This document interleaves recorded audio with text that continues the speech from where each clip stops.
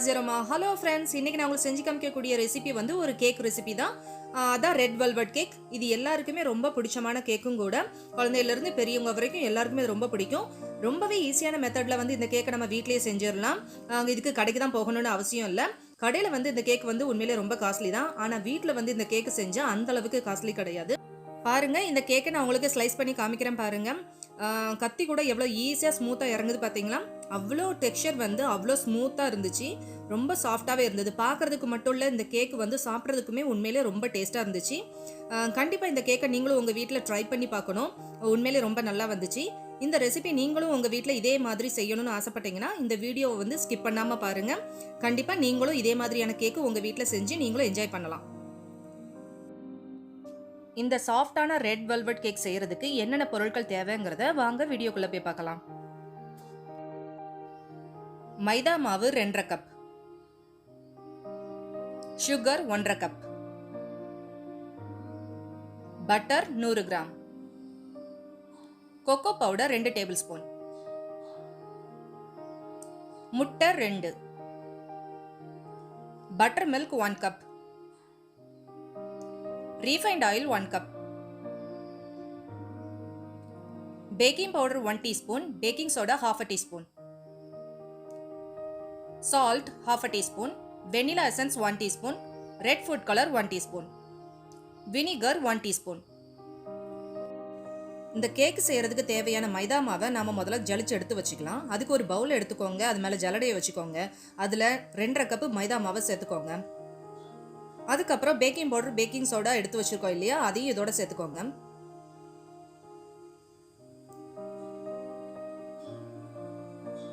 Salt சேர்த்துக்கோங்க. Cocoa பவுடரும் சேர்த்துக்கோங்க.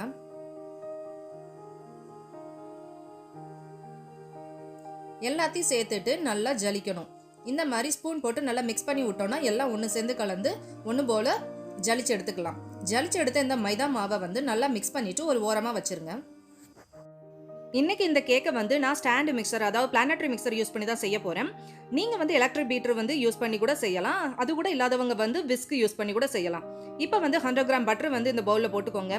அதுக்கப்புறம் 1.5 கப் சுகர் போட்டுக்கோங்க. நான் யூஸ் பண்றது வந்து கேஸ்டர் சுகர், அதனால முழுசா போட்டுக்கிறேன். நீங்க நார்மல் சுகர் யூஸ் பண்றதா இருந்தா பவுடர் பண்ணி சேர்த்துக்கோங்க. இப்போ இது ரெண்டையும் சேர்த்துட்டு நல்லா பீட் பண்ண விடணும். இந்த மிஷின் பண்ற அதே வேலையை நீங்க எலக்ட்ரிக் பீட்டர் மூலமா செஞ்சீங்கன்னா இதே மெத்தட்ல செஞ்சா உங்களுக்கு பெர்ஃபெக்ட்டான கேக் வந்து கிடைக்கும். இப்போ நம்ம சேர்த்துருக்கிற இந்த பட்டரும் சுகரும் நல்லா ஒன்று சேர்ந்து கலந்து நல்லா க்ரீமி டெக்ஸ்சர் ஆகிறதாண்டியும் நல்லா பீட் பண்ணணும். எடையடைய நல்லா கலந்தும் விடணும். இப்போ பாருங்க, ஓரளவுக்கு நம்ம சுற்றி எடுத்ததுக்கு அப்புறம் நல்லா வந்து ஓரளவுக்கு எல்லாத்தையுமே எடுத்து விட்டு நல்லா வந்து மிக்ஸ் பண்ணி விடணும். அப்போ தான் வந்து இந்த சுகரு பட்டர்லாம் ஓரங்கள்லாம் இருந்ததுன்னா திரும்ப எடுத்து நல்லா மிக்ஸ் பண்ணி விட்டா எல்லாம் ஒன்று சேர்ந்து கலந்துக்கிடும். அந்த அளவுக்கு திரும்ப நல்லா பீட் பண்ணி நல்லா க்ரீமி டெக்ஸ்சர் வர்ற அளவுக்கு நம்ம கொண்டு வரணும். அந்த எல்லோ கலர்ல போட்ட பட்டர் வந்து நம்மளுக்கு ஒயிட் கலர் க்ரீமி கன்சிஸ்டன்சிக்கு வர்ற அளவுக்கு நம்ம வந்து பீட் பண்ணணும். இப்போ பாருங்க, அந்த அளவுக்கு ரெடி ஆயிருச்சு நம்மளுடைய பட்டரும் சுகரும். இப்போ வந்து நம்ம வந்து ஒவ்வொரு முட்டையை ஆட் பண்ணணும். ஒரு டயத்துக்கு வந்து ஒரு முட்டை தான் சேர்க்கணும். இப்போ முதல் முட்டையை நம்ம சேர்த்துக்கலாம். சேர்த்துட்டு நல்லா ஒரு நிமிஷம் நல்லா அடிச்சு விட்டுக்கோங்க. அதுக்கப்புறம் இப்போ 2வது முட்டையும் சேர்த்துக்கலாம். ஒரே டயத்தில் 2 முட்டை சேர்த்து பண்ணால் நல்லா இருக்காது. அதனால தனித்தனியாக ஒவ்வொரு நிமிஷம் அடிச்சதுக்கப்புறம் சேர்த்துக்கோங்க. இப்போ பாருங்க, நம்ம சேர்த்துருக்கிற 2 முட்டையும் அந்த பட்டர் க்ரீமோட ஒன்று சேர்ந்து நல்லா கலந்து க்ரீமி டெக்ஸ்சருக்கு இப்போ வந்துருச்சு. இந்த ஸ்டேஜ் வந்ததுக்கு அப்புறம் நாம எடுத்து வச்சிருக்கிற 1/2 கப் ஆயில் வந்து சேர்த்துக்கோங்க. நான் யூஸ் பண்ணியிருக்கிறது வெஜிடபிள் ஆயில் தான். நீங்க வேணும்னா ரீஃபைண்ட் ஆயில் கூட யூஸ் பண்ணிக்கலாம். ஆனால் எந்த ஸ்மெல்லும் வரக்கூடிய எந்த ஆயிலும் யூஸ் பண்ணிடாதீங்க. அப்போ கேக்குக்கு வந்து ஸ்மெல் வராது, நல்லா இருக்காது. இப்போ வந்து பட்டர் மில்க் வந்து 1 கப் வந்து சேர்த்துக்கோங்க. பட்டர் மில்க் ஆல்டர்னேட்டாக நீங்கள் என்ன சேர்க்கலாம்னா 1 கப் பாலில் வந்து 1 டீஸ்பூன் வினிகரை கலந்து ஒரு 5 நிமிஷம் வச்சுட்டிங்கன்னா தானாகவே ஒரு மாதிரி நுரைச்சிக்கிட்டு வரும். அதுதான் பட்டர் மில்க். இன்ஸ்டண்ட்டாக ரெடி பண்ணக்கூடிய பட்டர் மில்க் அதுதான். அதை கூட சேர்த்துக்கலாம். இப்போ 1 டீஸ்பூன் வினிகர் ஆட் பண்ணிக்கோங்க. அதையும் சேர்த்துட்டு நல்லா பீட் பண்ண விடுங்க. இப்போ 1 டீஸ்பூன் வெனிலா எசன்ஸ் கலந்துட்டு நல்லா கலந்து விடுங்க. இப்போ வந்து ரெடி பண்ணி வச்சிருக்கிற மைதா மாவு கலவை வந்து ஒவ்வொரு ஸ்பூனா சேர்த்துட்டே பீட் பண்ணிட்டே இருங்க. நான் உங்களுக்கு ஸ்பீட் மோட்ல போட்டிருக்கிறதால ஸ்பீடா சுத்துற மாதிரி தெரியுது. ஆனா அது வந்து ஸ்பீடாலாம் சுத்தக்கூடாது. லைட்டா தான் நீங்க வந்து எலக்ட்ரிக் பீட்டரை வச்சு சுத்தணும். லைட்டா மாவை போட்டு அப்படி மிக்ஸ் பண்ணி விட்டாலே போதும். இடையிடையே மாவெல்லாம் ஓரங்கள்லாம் இருக்கும், அதெல்லாம் எடுத்து விட்டு நல்லா மிக்ஸ் பண்ணி விடுங்க. இல்லைன்னா கேக்கு வந்து நல்லா வராது நம்மளுக்கு. இந்த கேக் ரெட் வெல்வெட் கேக்குங்கிறதால நம்ம ரெட் ஃபுட் கலர் வந்து ஆட் பண்ணணும். நான் வந்து 1 டீஸ்பூன் அளவுக்கு ஆட் பண்ணியிருக்கிறேன். நான் யூஸ் பண்ணியிருக்கிறது வந்து ஜெல் ஃபுட் கலர் தான் யூஸ் பண்ணியிருக்கிறேன். உங்கள்கிட்ட எந்த ஃபுட் கலர் வந்து அவைலபிளோ அதை நீங்கள் யூஸ் பண்ணிக்கோங்க.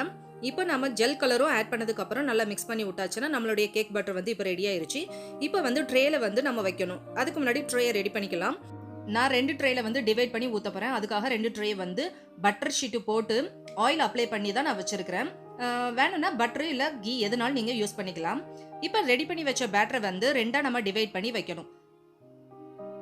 இந்த மாதிரி ஈக்குவல் போர்ஷனாக 2 கேக் ட்ரேல வந்து பேட்டரை வந்து நம்ம ஊற்றிக்கிடணும். நல்லா ஈவனாக வந்து ஸ்ப்ரெட் பண்ணி விட்டுக்கோங்க. இந்த கேக் செய்கிறதுக்கு நான் யூஸ் பண்ண பிளானட்டரி மிக்சர், அதாவது ஸ்டாண்டு மிக்சரை பற்றின ரிவ்யூஸ் வந்து உங்களுக்கு தெரியணும்னு ஆசையாக இருந்துச்சுன்னா நம்மளுடைய சேனலில் நான் ஏற்கனவே அந்த பிளானட்டரி மிக்சரை பற்றின ரிவ்யூஸ் வந்து வீடியோ வந்து ஏற்கனவே நான் அப்லோட் பண்ணியிருக்கிறேன். அதுக்கான லிங்க் கூட நான் டிஸ்கிரிப்ஷன் பாக்ஸில் கொடுக்குறேன், பார்த்து தெரிஞ்சுக்கோங்க. இப்போ பாருங்க 2 கேக் ட்ரேலையும் நம்ம சூப்பராக அழகாக ஈக்குவலாக வந்து கேக் பேட்டர் வந்து ஊற்றியாச்சு. இந்த மாதிரி வந்து கேக் ட்ரே வந்து நம்ம டேப் பண்ணி விட்டுக்கணும். இல்லைனா நடுவில் வந்து ஏர் பபிள்ஸ் விழுந்துரும். அதனால நல்லா லேசாக வந்து கேக் ட்ரே வந்து நல்லா டேப் பண்ணி விட்டுட்டு அதுக்கப்புறம் ஓவனை வந்து ப்ரீஹீட் பண்ணணும். 170 டிகிரி செல்சியஸ்க்கு ப்ரீஹீட் பண்ணிட்டு 35லேருந்து 40 மினிட்ஸ்க்கு வந்து நம்ம பேக் பண்ணால் நம்மளுடைய கேக் வந்து ரெடி ஆயிடும். ஓவன் இல்லாதவங்க வந்து குக்கரில் வந்து உப்பு போட்டு கூட சூடு பண்ணிட்டு கூட ஒரு ட்ரே போட்டுட்டு அது மேலே கூட கேஸ் கட்டும் வெயிட்டும் இல்லாமல் கூட நீங்கள் பேக் பண்ணி எடுத்துக்கலாம். இப்போ பாருங்க நம்மளுடைய கேக் வந்து சூப்பராக பேக் ஆகி வந்துருச்சு. நல்லா இதை வந்து கம்ப்ளீட்டாக ஆற விடணும். நல்லா ஆறினதுக்கு அப்புறம் தான் நம்ம டெக்கரேட் பண்ண முடியும். இப்போ வந்து வெந்துருச்சாங்கிறத ஒரு டூத் பிக் வச்சு நான் உங்களுக்கு குத்தி காமிக்கிறேன். பாருங்க க்ளீனாக வந்திருக்கு, சூப்பராக வெந்துருச்சு. இப்போ வந்து ஃப்ராஸ்டிங் வந்து எப்படி ரெடி பண்ணலாங்கிறத பார்க்கலாம். ஃப்ராஸ்டிங் செய்யறதுக்கு என்னென்ன பொருட்கள் தேவைன்னா 1.5 கப் விப்பிங் க்ரீம் எடுத்துருக்கிறேன். சுகரை வந்து பவுடர் பண்ணி மெஷர் பண்ண 1/2 கப் பவுடர் சுகர் எடுத்துருக்கிறேன். கிரீம் சீஸ் வந்து கடையில் வாங்கினது 200 கிராம் வாங்கியிருக்கிறேன். சுகர் சிரப்புக்கு வந்து 2 டேபிள் ஸ்பூன் சுகரை வந்து தண்ணியில் கரைச்சி எடுத்து வச்சிருக்கிறேன், கேக்கு மேலே வந்து அப்ளை பண்ணுறதுக்காக. அப்புறம் வெனிலா எசன்ஸ் 1 டீஸ்பூன். இப்போ வந்து ஒரு பவுல் எடுத்துக்கோங்க. கிரீம் சீஸ் மிக்சரை வந்து ஃபர்ஸ்ட் நம்ம மிக்ஸ் பண்ணி எடுத்துக்கலாம். இந்த கிரீம் சீஸ் வந்து கொஞ்சம் சில்லாக தான் இருக்கணும். இப்போ பவுடர் பண்ணி வச்ச சுகர் வந்து சேர்த்துக்கோங்க. வெனிலா எசன்ஸ் 1 டீஸ்பூன் சேர்த்துக்கோங்க. இது எல்லாம் நல்லா ஒன்று சேர்ந்து கலக்கிற மாதிரி நல்லா பீட் பண்ணி எடுத்துக்கோங்க. இது ஒரு க்ரீமி டெக்ஸ்சர்ல எல்லாம் கலந்து வர்ற மாதிரி நல்லா கலந்து விட்டுக்கோங்க. பாருங்க இந்த அளவுக்கு நம்மளுடைய க்ரீம் சீஸ் டெக்ஸ்சர் வந்து கிடைக்கணும். ரெட் வெல்வெட் கேக் பொறுத்த வரைக்கும் க்ரீம் சீஸ் சேர்த்து பண்ணுறது தான் ட்ரெடிஷ்னல் மெத்தடு. அதனால கண்டிப்பாக இதை சேர்த்துக்கோங்க. இது சேர்க்க விருப்பம் இல்லைன்னா நீங்கள் ஒன்லி விப்பிங் க்ரீம் மட்டுமே சேர்த்துக்கலாம், ஒன்றும் பிரச்சனை இல்லை. இப்போ வந்து விப்பிங் க்ரீமை நான் இந்த ஸ்டாண்ட் மிக்சரில் போட்டு விப் பண்ணி எடுத்துக்கிறேன். நீங்கள் எலக்ட்ரிக் பிக்டர் வந்து யூஸ் பண்ணிக்கோங்க. இப்போ க்ரீம் மிக்சரை போட்டு நல்லா பீட் பண்ணுங்க. நல்லா ஸ்டிஃப் பீக் பதத்தில் வந்து நல்லா மிக்ஸ் பண்ணணும். நம்ம அந்த கரண்டியில் எடுத்தால் கீழே விழாத அளவுக்கு நல்லா இந்த க்ரீமை வந்து ரெடி பண்ணி வச்சுக்கணும். இப்போ நம்மளுடைய க்ரீம் வந்து ரெடி ஆயிருச்சு. இப்போ க்ரீம் சீஸ் பேட்டர் வந்து நம்ம ரெடி பண்ணி வச்சிருந்தோம் இல்லையா, அந்த மிக்சரை வந்து இதோட கலந்து நல்லா ஒரு சுத்த விடணும்.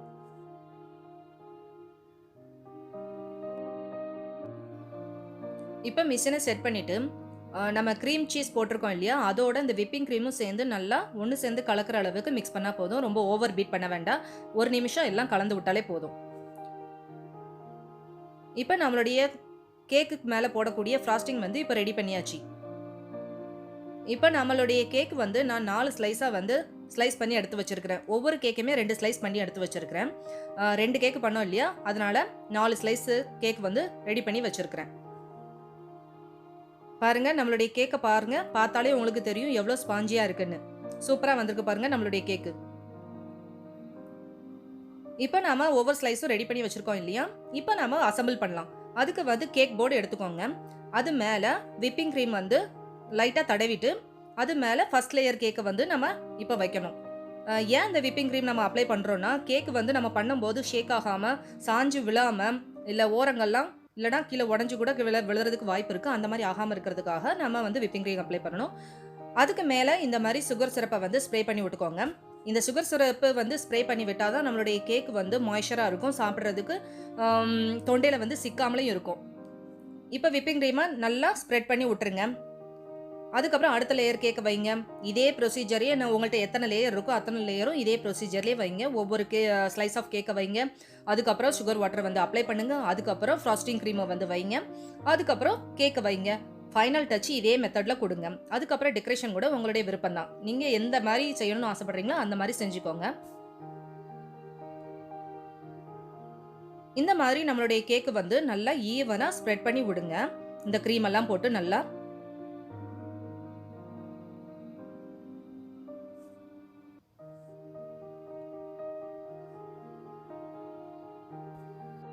இந்த வீடியோ பார்க்குற யாராவது சப்ஸ்கிரைப் பண்ணாமல் பார்க்குறீங்களா? ப்ளீஸ் சப்ஸ்கிரைப் பண்ணிட்டு பாருங்க. அப்பதான் எங்களுக்கும் புது புது வீடியோக்கள் போடணுங்கிற ஒரு ஆர்வமும் இருக்கும். நீங்கள் எங்களை என்கரேஜ் பண்ண மாதிரி இருக்கும். அதனால ப்ளீஸ் சப்ஸ்கிரைப் பண்ணிட்டு பாருங்க. இப்போ ஃபைனல் கேக் வந்து நம்ம லாஸ்ட் ஸ்லைஸ் ஆஃப் கேக் வந்து டாப்பில் வச்சாச்சு. அதுக்கு மேலே விப்பிங் க்ரீம் வந்து நம்ம இப்போ அப்ளை பண்ணிக்கிட்டு இருக்கோம். சுற்றி நல்லா ஒரு லேயர் முதல்ல கோட்டிங் கொடுத்துருங்க. அது கொடுத்துட்டு ஒரு 5 நிமிஷம் நீங்கள் ஃப்ரிட்ஜில் வச்சு கொஞ்சம் நேரம் செட் பண்ணிட்டுனாலும் நீங்கள் திரும்ப வந்து அப்ளை பண்ணலாம். ஏன்னா வந்து இது சம்மர் சீசனுங்கிறதால நம்மளுக்கு வந்து விப்பிங் க்ரீம் கொடுத்துட்டு இருக்கும் போதே மெல்ட் ஆகிறதுக்கு கூட வாய்ப்பு இருக்குது. அதனால் ஒரு 5 நிமிஷம் ஃப்ரிட்ஜில் வச்சுட்டு அதுக்கப்புறம் நீங்கள் ஸ்மூத் பண்ணுங்கள்.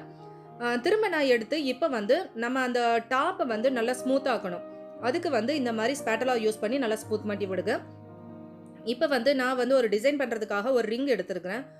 ரிங்கை வந்து கேக்கோட டாப் மேலே வச்சுட்டு இப்போ வந்து நான் அதுக்கு மேலே டிசைன் பண்ணுறதுக்காக நம்ம 2 கோனில் வந்து ஒயிட் அண்ட் பிங்க் கலரில் வந்து எடுத்து வச்சிருக்கிறேன் விப்பிங் க்ரீமை. இப்போ அதை சுற்றி நான் ரோஸ் டிசைன் பண்ணுறேன். உங்களுக்கு எந்த விருப்பமோ அந்த மாதிரி நீங்கள் டிசைன் பண்ணிக்கலாம். ஒயிட் கலர்லையும் பிங்க் கலர்லையும் நான் வந்து அதை ரெட்டுன்னு கூட சொல்லிக்கலாம். ஆனால் பார்க்குறதுக்கு உங்களுக்கு வந்து பிங்க் மாதிரி கூட தெரியலாம். உங்களுக்கு எந்த கலர் விருப்பமோ நீங்கள் அந்த கலர் யூஸ் பண்ணிக்கோங்க. ரெட் வெல்வெட் கேக்குங்கிறதால நான் இந்த கலர் யூஸ் பண்ணியிருக்கிறேன். ஒயிட் அண்ட் ரெட் கலர் மாதிரி பார்க்குறதுக்கு ஆரஞ்சு மாதிரியும் தெரியுது.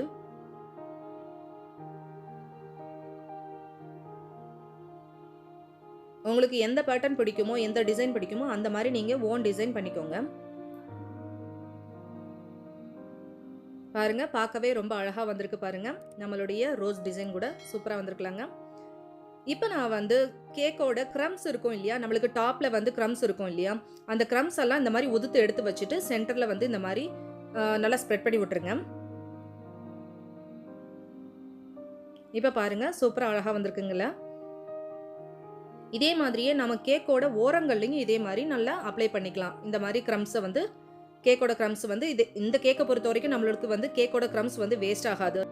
ரெட் வெல்வெட் கேக்கை பொறுத்த வரைக்கும் நம்மளுக்கு வந்து க்ரம்ஸ் வந்து வேஸ்ட் ஆகாது. ஏன்னா இந்த க்ரம்ஸை வச்சு தான் இந்த கேக்கோட டெக்கரேஷனே இருக்குது. அதனால் நம்மளுக்கு வந்து இந்த கேக்கில் வந்து எந்த பீஸுமே நம்மளுக்கு வேஸ்ட் ஆகாது. இப்போ வந்து நான் ஃபைனலி வந்து சில்வர் பால்ஸ் யூஸ் பண்ணி அந்த கேக்கோட டெக்கரேஷனை வந்து ஃபினிஷ் பண்ணியிருக்கிறேன். பாருங்கள், சூப்பராக அழகாக இருக்குது பாருங்கள். நம்மளுடைய ரெட் வெல்வெட் கேக்கு சூப்பராக வந்திருக்கு பார்த்தீங்களா. இந்த கேக்கு கண்டிப்பாக நீங்கள் உங்கள் வீட்டில் ட்ரை பண்ணி பார்த்துட்டு எப்படி வந்துச்சுங்கிறது எனக்கு கமெண்ட் பண்ணி சொல்லுங்கள். அதோட இந்த வீடியோ உங்களுக்கு பிடிச்சிருந்துச்சுன்னா உங்கள் ஃப்ரெண்ட்ஸுக்கு ஷேர் பண்ணுங்கள், லைக் பண்ணுங்கள், கமெண்ட் பண்ணுங்கள், சப்ஸ்கிரைப் பண்ண மறந்துடாதீங்க. உங்களை நெக்ஸ்ட் வீடியோவில் சந்திக்கும் வரை பாய் அண்ட் தேங்க்யூ.